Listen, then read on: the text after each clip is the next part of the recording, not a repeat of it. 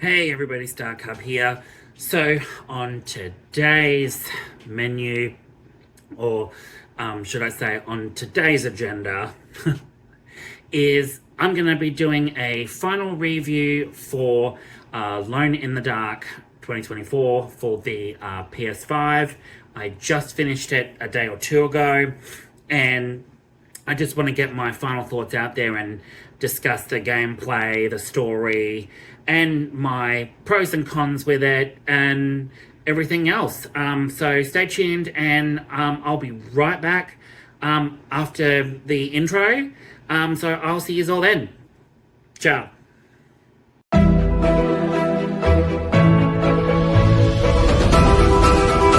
Yo everybody, welcome back to StarCub Review. I'm your host as always, StarCub. And as I said in the intro video, on tonight's menu, or today's menu as such, because it's still today, is going to be a quick and easy one. It's going to be Alone in the Dark final review. I just finished it a day or two ago, and I'm going to give my final thoughts on it, and the gameplay element aspect of it, what I liked, what I disliked, the story, and the characters involved in it.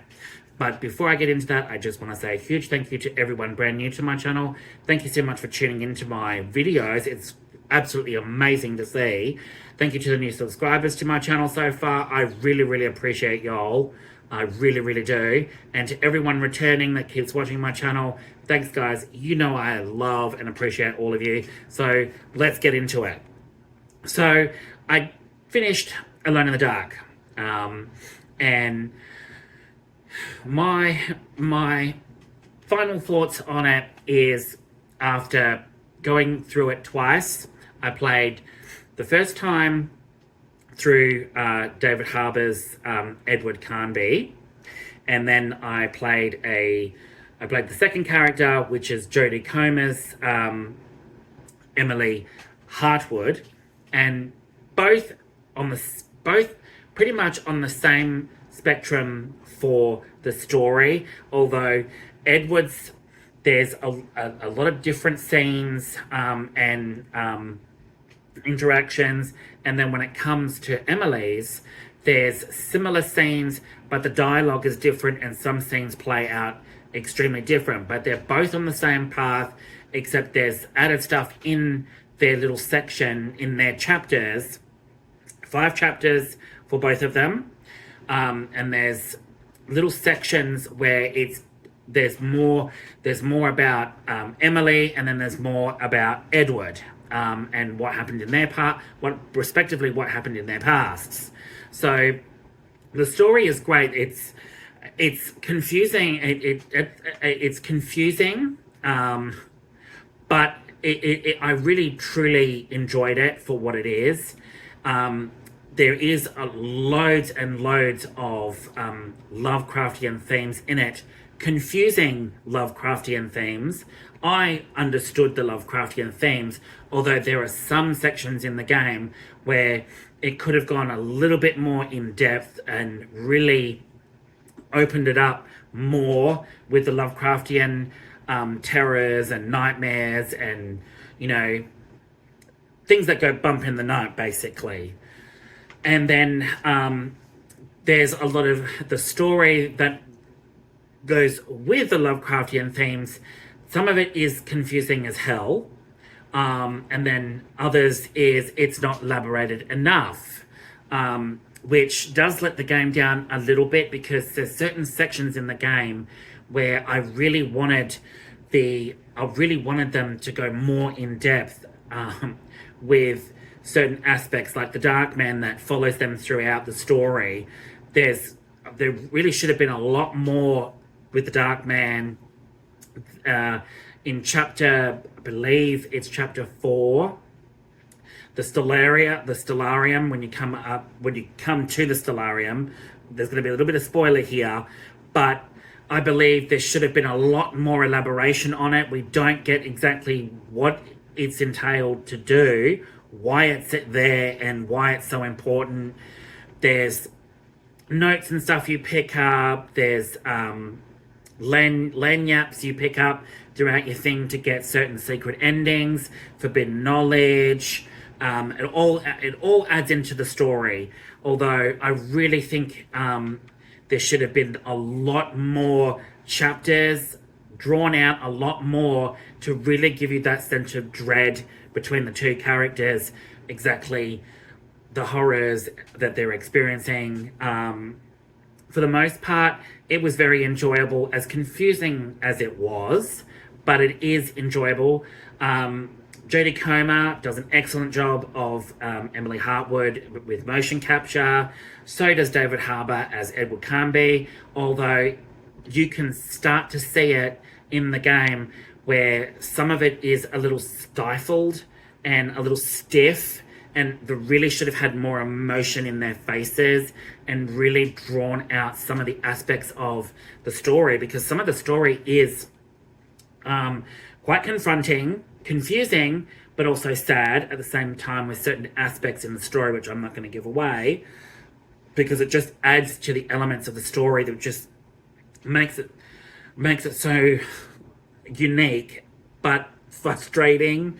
The gameplay elements, the exploration, I would have loved for more freedom of exploration, especially being that a lot of it takes place in Derceto Mansion, but also in other parts you get whisked to other sections that are sort of like dreamscapes,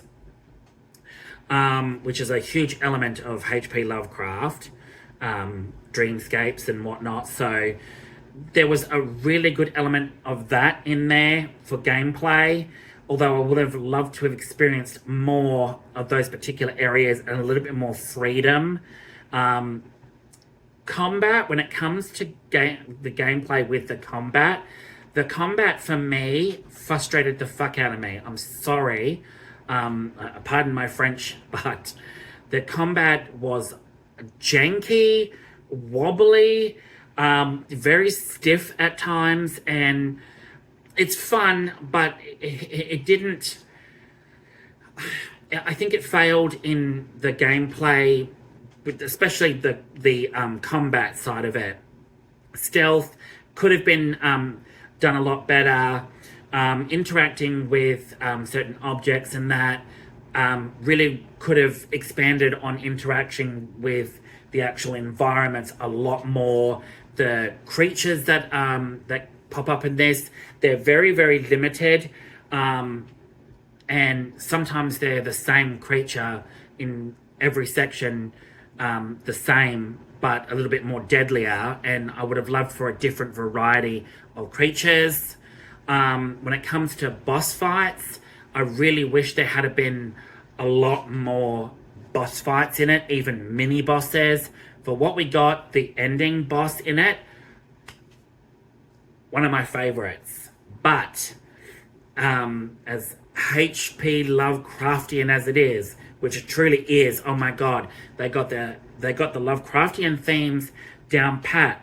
Although I really would have loved it for them to expand on it a lot more and really give us that sense that everything is hopeless in this story. Or is it going to be, you never really have any good outcomes in Lovecraft stories at all, really.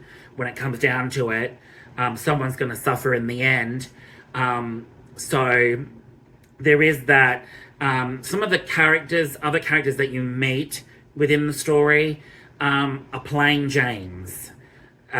Could have been done a lot better.